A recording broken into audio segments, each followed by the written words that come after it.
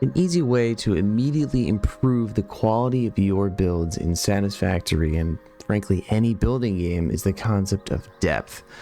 So the easy way to think about depth is to break it down into two main concepts or buckets. The first one being additive and the second one being subtractive. So what do I mean by that? The most literal form of depth is the thickness or distance between elements. And so that's kind of what I was talking about when I said that these walls are on a different plane, the columns and the backlighting here, all of this is on a different plane because that's the definition of depth. It's distance between elements. And so when you have that space that's occupied by different things, that's what draws your eye in. That's kind of what I was talking about. And so when you apply that on a much broader scale, that's when your factories start to pop and you start to get those amazing looking builds. And so I figured that I would apply this concept in this video while talking about additive and subtractive depth. And to further illustrate that point, I've painted a little checkerboard line here just to see that when something looks like this, it's not bad, right? It has some depth, like I obviously showed you before.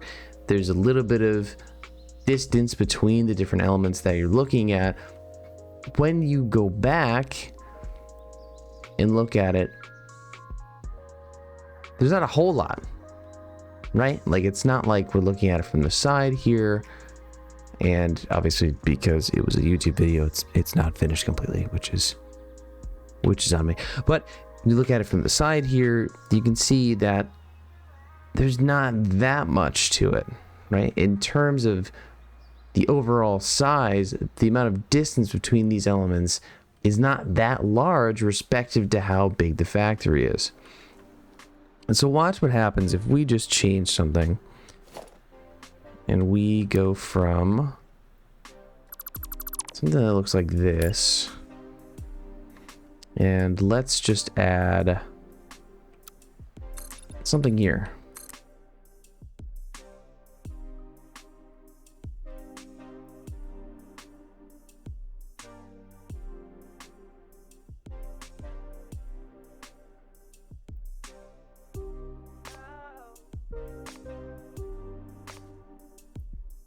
You can kind of see I haven't done a whole lot. And you can start to see the effect that this has. Like maybe we finish this part off with another wall here. And now let's paint it the same color. So now when you look at something like this, you can immediately see the difference. I'll show a side by side and you can see kind of how your eye is drawn a little bit more towards especially this space here, those perspective lines from the right side and left side kind of converging in the center area here. So if I stand here, you can see that this is kind of right in your face. It draws your eye to it a lot more. And it kind of pushes all of this, even though it's a lot more intricate, there's a lot more shape to it and a little bit of texture. The depth of this element here draws your eye to this section. And so that's additive depth. This is a large scale application of depth. In this build, in this section of this build, I guess, there are a lot of different smaller applications of depth here, there. And so it doesn't even have to be something that's connected. And I think this is kind of a separate point that I wanted to make here, is that the concept of depth is not just for things that are connected together. It's about what you're looking at. Now you could see again an example where your eye is drawn to something else. This is a lot more pronounced in this view strictly because of the depth that these elements add, the space that they're occupying being much closer to you, and kind of this line drawing it down towards the right. This line is going towards the middle, this line as well. All of this is accentuating the fact that this is where I want your eye to go.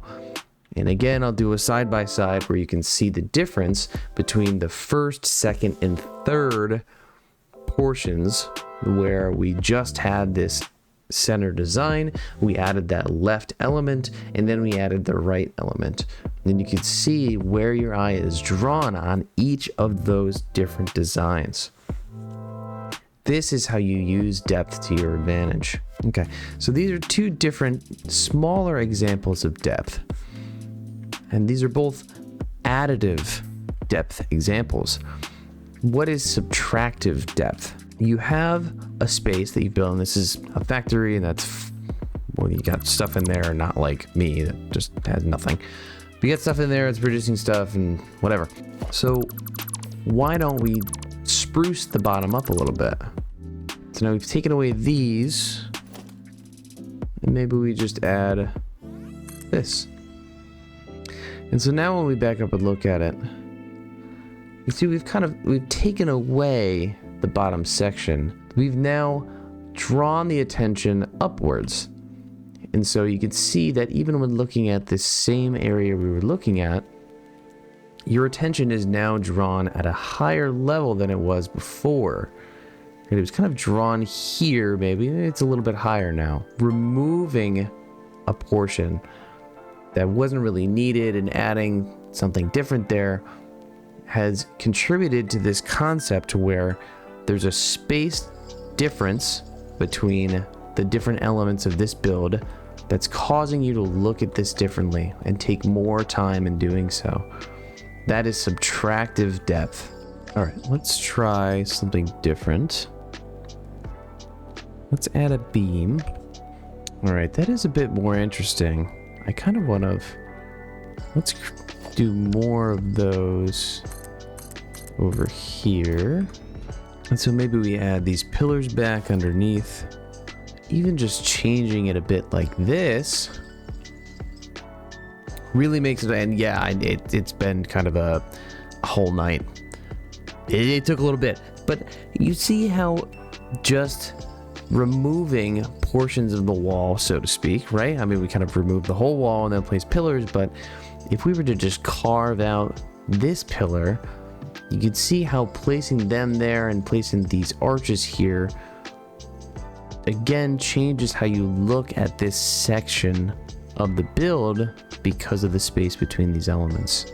All right, so now we have a big flat wall and I don't feel like adding something to it, so why don't we subtract? Let's try again with the subtractive method. Let's take, I don't know, this portion of the wall, maybe a little bit higher.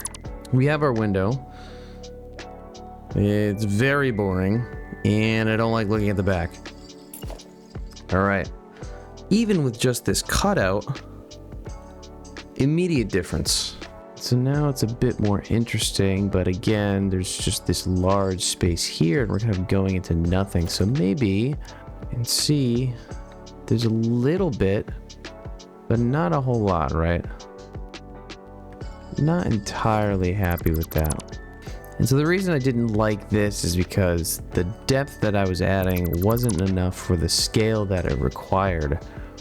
You can kind of see how this is such a large difference in depth here, in space here, that creating just a small amount of space difference didn't really add the effect that I wanted. Okay.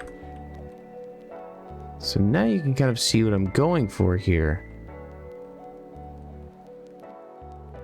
I like that a lot better. Nice. Maybe one more thing here. You kind of see how like this tunnel draws you this way, but there's nothing here, and I feel like it's aiming for you to have something here. So why don't we just put a pillar? Yeah, that could work. I think that's all you really need to know about depth. Now you just kind of play around with it and see what works for you in terms of your building style and how it applies to your build. But you can really see how just adding this small section and adding this little indentation in the wall, little columns, really is starting to grow this build into something that's even better to look at. I want to put something there, I want to put something here, something there.